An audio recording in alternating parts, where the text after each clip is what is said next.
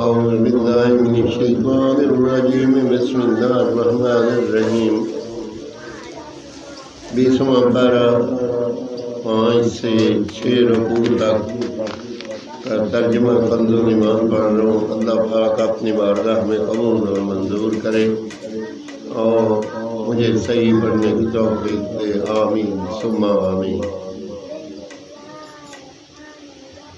وَلَمَّا تَوَجَّهَ تِلْقَاءَ مَدْيَنَ قَالَ عَسَىٰ رَبِّي أَن يَهْدِيَنِي سَوَاءَ السَّبِيلِ۔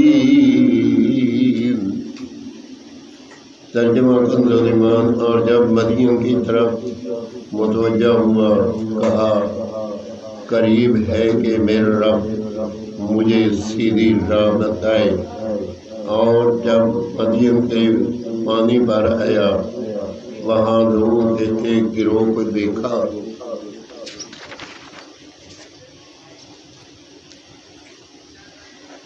وہ اپنے جانوروں کو پانی پلا رہے ہیں اور ان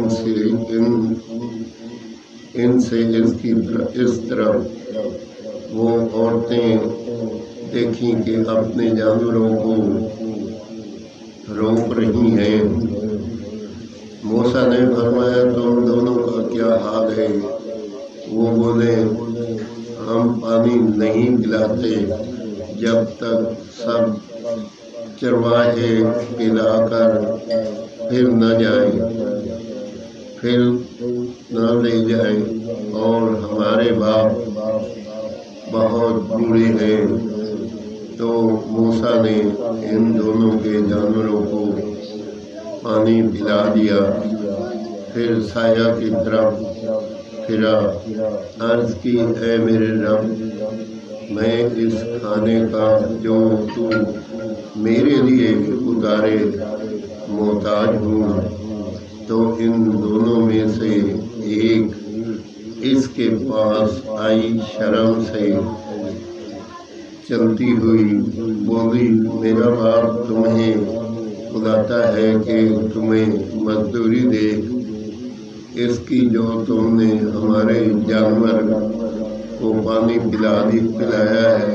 جب موسیٰ اس کے پاس آیا اور اسے باتیں کہہ سنائیں، اس نے کہا، ڈریے نہیں، آپ بچ گئے ظالموں سے۔